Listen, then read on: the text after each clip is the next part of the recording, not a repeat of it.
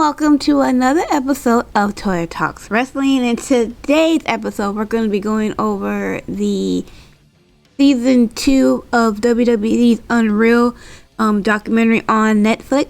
Just like in the first season 1, it's past 5 episodes. I'm not going to go into great details. I'm just going to give you the synopsis. I love that word.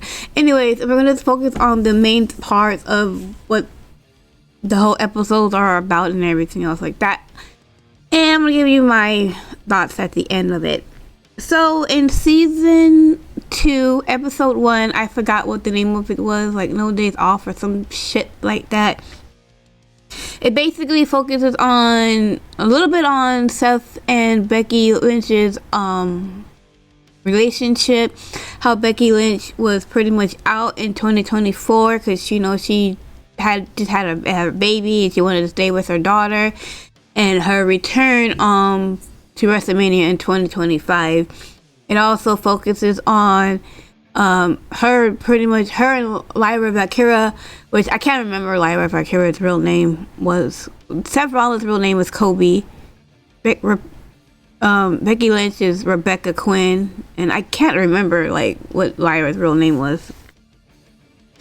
And this focuses on those three, and basically Lyra and Becky and their feud, and how they were partners or tag team champions for like a day, and then or maybe 2 days, and then Becky turns on Lyra and everything else, and basically they talked about Backlash and their match at Backlash, and how Lyra kept her IC title. Because the reason why Becky Lynch attacked Lyra is because she lost the tag team championship after they won it at WrestleMania.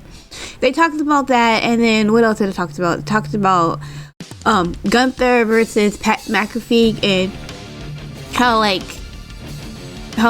Michael Cole was pretty much giving Gunther a hard time because he tapped out to Jey Uso at WrestleMania, and basically Gunther got in his face, and Pat McAfee pretty much defended his friend Michael Cole, and it led up to having a match between him and Gunther, and they were like, well, should we have Pat McAfee win the match? Because they were talking about it in the creative room, I guess, and they're like, he says no, but we can make him look good and everything else like that. So they talked about that, and they had that match and everything. No, that was pretty much the focus, and there was some other stuff that they focused on as well, but pretty much was those two things.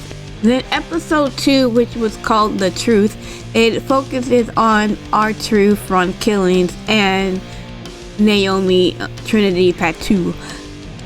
Basically, what it focuses on, when they talked about, I'll do Trinity's first.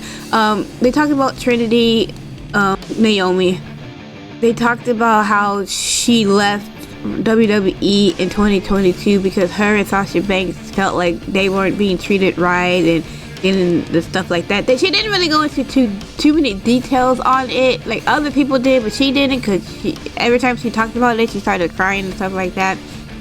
And and how they told her, come back, we want you back. You belong here in WWE. So in 2020, was it 24 or 25? I can't remember when she returned. She returned at Royal Rumble. I think it was 25. I believe it was 25. It had to be 25. It can't be 24. She came back at the Royal Rumble and everything else like that, and they talked about how she teamed up with Bianca Belair and Jade Cargill, and basically ended up attacking Jade Cargill and turning heel, and the caution and everything else like that. And also talked about her winning Money in the Bank. So they pretty much did all that. Let me just remind you that the season is going from think WrestleMania to SummerSlam. So whatever's in between WrestleMania and SummerSlam, that will be talking about that. So just to let you know, because I didn't say that in the beginning, sorry. But yeah, so they talked about her going heel and winning Money in the Bank and stuff like that. So in R-Truth's case, they talked about his friendship with Road Dogg and how Road Dogg brought him into WWE because I think he was in another company, R-Truth, and they talked about his different names and stuff like that as well. But anyway, they talked about him, like, you know, doing wrestling in another company and stuff like that. He wasn't really getting as far as he thought he was going to be getting, and so he was about to quit. And then he gets, you know, he meets up with Road Dogg, and Road Dogg was like, you know, like, just be with me, and we'll have you, you know, on TV in like a couple of months. And pretty much they were tag team partners on WWE and stuff like that. So they've been best friends ever since then. Road Dogg also talked about his drug addiction and stuff like that as well. So that was pretty cool. Not that he had drug addiction, but that he can able to talk about it and say that he had one. He don't have one no more. And anyway, so R-Truth talks about how, you know, he had a match with John Cena on Saturday Night's Main Event, because, you know, this time John Cena was turning heel, and he was heel, and R-Truth was trying to get him back to not being heel, and he goes out and he fucking talks about him being Ron Cena, you know, John Cena's brother and stuff like that. And he even met up with John Cena's dad, and John Cena's dad was like, he loved it. He was like, oh yeah, of course, you could be the son, you know, and whatever, and stuff like that. And apparently R-Truth wanted to cut his hair before the match, and Triple H is like, okay, but like, why? And Road Dogg, who was like the head of creative of SmackDown, he was like, I don't know, that's what he wanted to do, and I'm just telling you what he wanted to do. He was like, yeah, but it doesn't make no damn sense. Like, why would he cut his hair? Like, oh, here's the new Ron Killings or whatever, something like that. Here's the new R-Truth, bald and stuff like that. I didn't get it. No one got it. I was like, eh. Anyway, so they had the match, and John Cena won by kicking him in the balls or whatever. And like the next day, we get a tweet from Ron Killings saying that he was released from the company.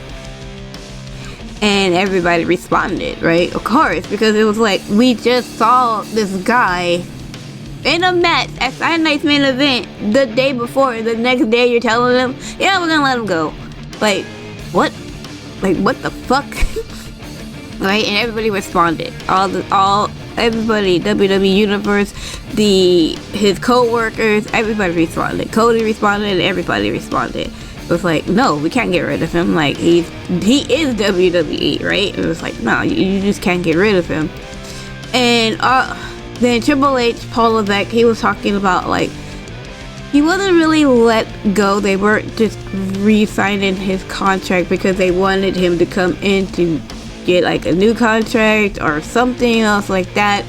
And R-Truth pretty much posted as, well, if you're not re-signing my contract, you must be letting me go, because that's what I would think anyway. And basically talked about how like the WWE Universe was like chanting "We Want Truth," and how everybody would say like bring him back and all this other stuff. So they're like, okay, cool, we'll bring him back at Money in the Bank. So a few people knew about his return coming back at Money in the Bank. He comes back. I think only John Cena, Cody Rhodes, because they were going to be a part of that, because it was a tag team match. It was Cody and Jey Uso versus John Cena and Logan Paul. So John Cena and Cody knew. Logan Paul and Jey Uso didn't know, because it was funny because Triple H was like, yeah, I'm gonna tell him, and then he didn't tell him. He forgot to tell him. So because when they found out that it was R-Truth came back, they were like shocked as fuck. It was backstage. It was great. But and I think handful of like producers knew, whatever, like, and Road Dogg didn't know. But anyways, they talked about his return and everything else, and he came back at Money in the Bank, big pop and everything else like that. And Road Dogg was like, I knew it was R-Truth. I could tell by the ankles, and I'm just like, oh my gosh, okay. I started laughing. And that was pretty much it. They did do a series where he finally get to cut off his hair and everything else like that.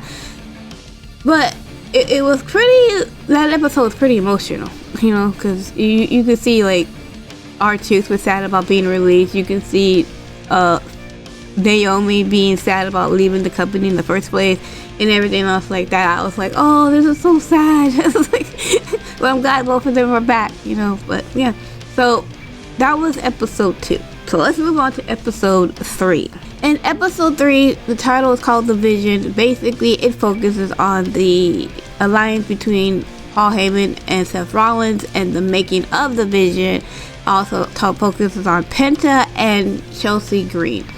So we'll go ahead and talk about Chelsea Green first. They talked about Chelsea Green, how Chelsea Green was going to lose her title to Selena. Like, she thought maybe she would have a little bit more time with the title, but she lost it pretty quickly. Not too quickly, but could have held the title a little bit longer. And she talked about her dream home and everything else, how she's building a dream home in Florida. She gave kind of a little bit of a picture of it and everything else like that.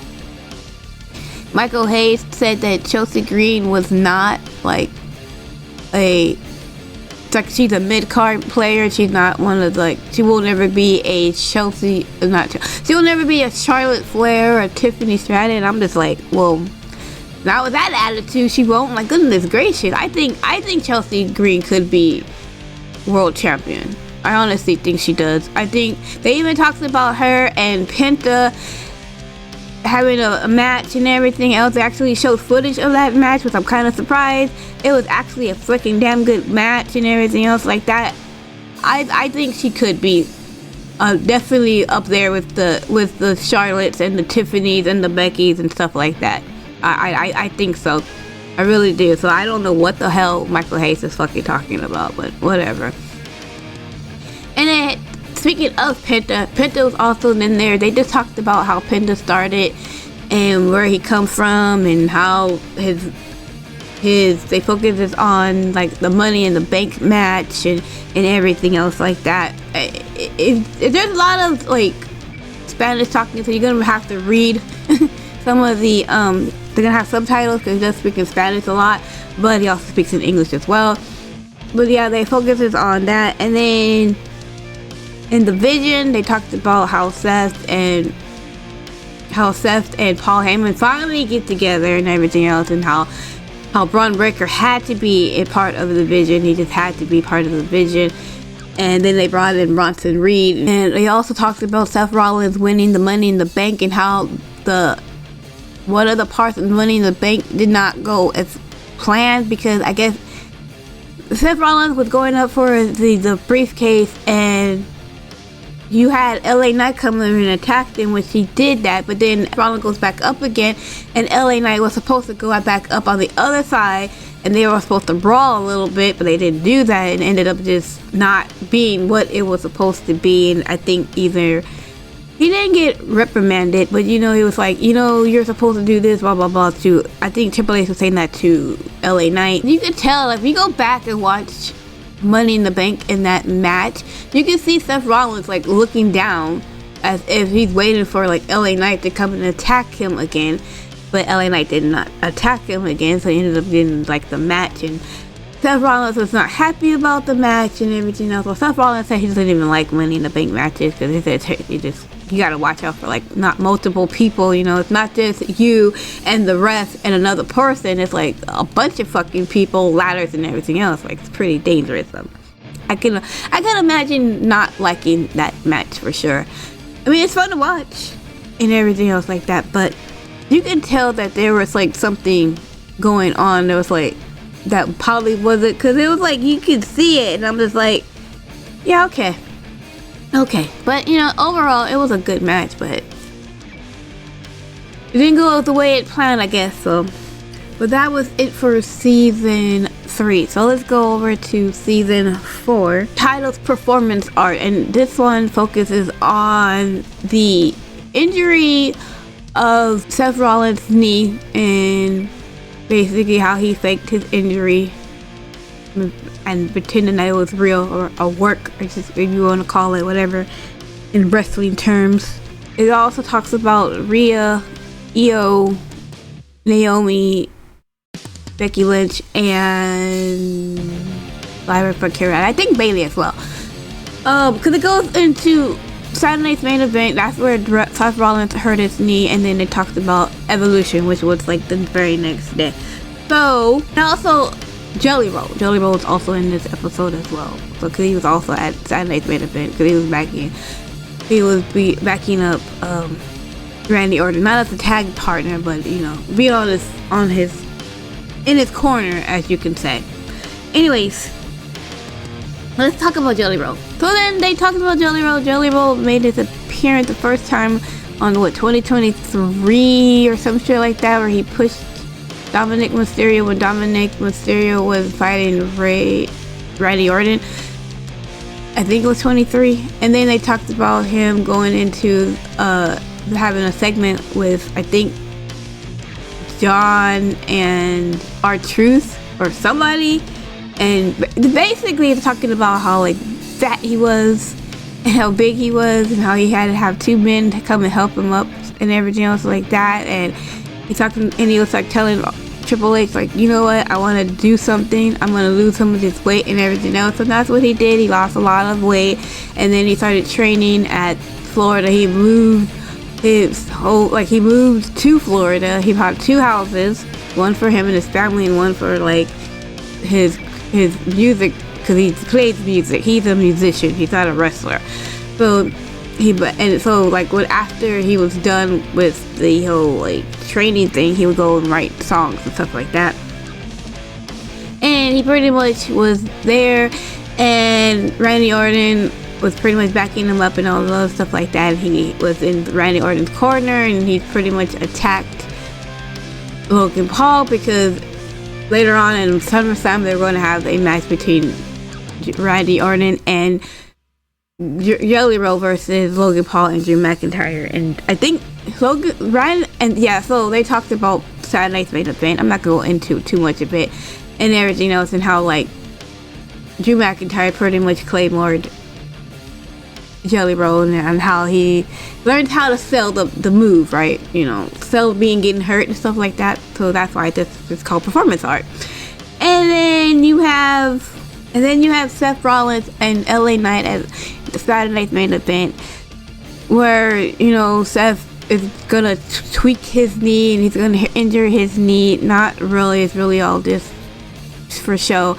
But we were supposed to believe that it was real, and I believe that the people, only like Triple H knew, Cody Rhodes knew. I don't know why Cody Rhodes knew, but I don't know why, whatever. LA Knight knew. It was funny because Seth Rollins was upset with Triple H telling LA Knight, because LA Knight shouldn't have known. And then Triple H is like, look, I had to tell LA Knight, right? Because if it was you and I didn't tell you that we're gonna fake an injury with LA Knight, and you think that you actually injured this person, because, you know, we don't want to actually injure anybody in the business, and you find out that it was fake, you ain't gonna get mad about that? And Seth Rollins was like, fair enough, and he was pretty quiet. I'm like, yeah, I would have been like, yeah, you need to tell LA Knight. If this is a work, you should tell him. If this a performance art, you should tell him, like, yeah, and everything else, because I could imagine it was like, well, shit, I fucking injured this guy, or this guy got injured, you know, on my watch or whatever. So it's only fair, right? And they talked about how, like, the ref didn't know, the medicals knew, because they had to have known, because they could have stopped the match if they thought that, you know, Seth Rollins was actually injured. So they had to have known. So the whole thing was that they had to get injured and not have the ref stop the match, and ended up having Seth Rollins telling LA Knight to just do his finisher and everything else like that. And LA Knight looked pretty like upset and everything else. Like, when I was watching it, I honestly thought at first it was real, because the way LA Knight looked, man, what a performance. Because he actually, like, he just looked like legitimately, like, worried and pissed off. Like, I just don't know how I wanted to win the match and everything else. Like, he played his role really well, I have to admit. It was great. So yeah, so they talked about that. They talked about the match between Rhea and Io at Evolution, which was a great fucking match. Talked about how, you know, how Io likes to jump in some high places and stuff like that. They also focuses on Io and her career as well, I might add.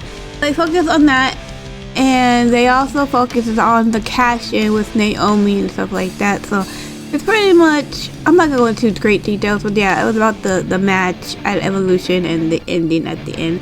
And then they also focus on Bayley, Lyra, and Becky Lynch's threat match at Evolution as well. So talked about how like Becky Lynch was felt bad that she took Bayley's spot at WrestleMania, and how Bayley was like, you know, she felt bad, but she was glad to see Becky Lynch back and stuff like that. And it kind of sort of just worked out for everything. It was a great match and everything else. If you haven't seen that match, it's like the first match on Evolution. It's fucking fantastic. Actually, the whole fucking card on Evolution was probably great. I think that was probably one of my favorite cards on 2025, honestly. Anyways, last and final episode. We call this episode The Pop. And it talks about Seth Rollins coming in and not being injured and running towards and pulling off, dropping the crutches and pulling off the brace. This is after CM Punk had beaten Gunther and everything else, and he's emotional and he's happy, and now Seth Rollins comes in and ruins everything and comes in and cashes in on CM Punk, and it was great. It was a great fucking time, great match. And they also focuses on Jelly Roll, Randy versus Logan Paul and Drew McIntyre, which Drew McIntyre and Logan Paul ends up winning, but he ends up pretty much doing a great job and doing a great sell. I'm talking about Jelly Roll, that is, and everything else. It was great. And they talked about the match between Lyra versus Becky Lynch, and how Lyra was never like, I guess she never got clicked into the match or whatever, because she was out of it. And you could tell because this match was not good at all. It was like terrible match compared to the other matches that they had. No, there was something wrong somewhere and everything else like that, and everything could have went wrong. It was just not a good match. It was not good at all. And even like John Cena was trying to like pep up like Lyra Valkyria and stuff like that, but it's like at the end of the day, it's like, be honest, like it was not a good match. It's like, you know what, it's fine. And Lyra Valkyria was talking to Becky saying, you know, I'm sorry about the match and everything else like that. And Becky's like, hey, don't worry about it. It happens, you know, we can't be on 24/7, you know what I mean? And Becky, and then Lyra's like, it's not okay, yell at me. And she's like, Becky's like, I'm not gonna yell at you because something didn't go right. It was like, you know what I'm saying about this? Is like one time, right? And I'm like, that's fair. And everything else like that. But you can totally tell something was just off, a miss or whatever. And they also talked about Cody Rhodes and John Cena's match at SummerSlam, and how like the people weren't going into, like, the people weren't feeling John Cena being a heel anymore because it was fucking terrible. Probably why that's why we weren't feeling it. Anyways, so he talked about how he goes back into face, and talked about how like it was gonna be face to face with and everything else. And Cody Rhodes talked about how like people were booing him because, you know, they love John Cena and everything else, and you pretty much beat him up. You're pretty much kicking the legend's ass, whatever, stuff like that, and everything else. How John Cena just told Cody Rhodes, just be yourself, just do what you need to do, whatever, and stuff like that. And Cody Rhodes ends up winning that match, and they talked about that as well. And I think that was pretty much it. They did focus on those like matches and stuff like that, and it's just the build for SummerSlam in itself, because it was SummerSlam was 2 nights, so. But that was it. That was all. We talked about season 3, which will be coming this summer of 2026. So I'm pretty sure that's probably gonna be from like after SummerSlam to John Cena's last match, because they were focusing. They showed a little clips of it, and they pretty much was like, you know, John Cena this, John Cena that. So I'm pretty sure it's gonna be a lot of this John Cena last matches and stuff like that. But we will talk about that when we get there. Anyway, overall, I think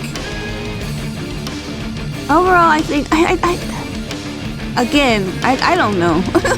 Like, you know what? I don't mind it because it's after the fact, and we know that this is just a show and it's just entertainment and everything else like that. I get more upset about people spoiling things before it happens. I don't give a shit what happens like after. I probably wouldn't want to watch this show if I was a kid though, you know, because like I want to believe like they're like bad guys and heroes and everything else like that in between. So I want to believe in all that stuff. So I probably wouldn't want to watch it if I was a kid. Like if this show came out like when I was a kid, when watching this shit, I would probably be upset. You know how upset I was when I found out that Sesame Street is not like a magical place somewhere for good kids go, and it's fucking in New York? I was really mad. It's really upset. Anyways, but yeah, I thought it was a good show. It was okay. It does give you like, it does take away a lot and everything else like that. So it's like, but it's like, if you know that this is like this, it's just entertainment. It's a show. It's a fucking drama, right? It's a drama with like violence. Maybe not. Maybe less violence than my soap operas that my mom used to watch, but maybe. I don't know. So anyways, thank you so much for watching this video. I hope you enjoyed it. I hope I didn't ramble too much. Sometimes I just go off the script. Actually, I have no script. Maybe I should write scripts. Maybe that'd be easier. Anyways, I don't know, but I hope you guys have a great rest of your day, and I will see you guys in my next video. Okay, bye.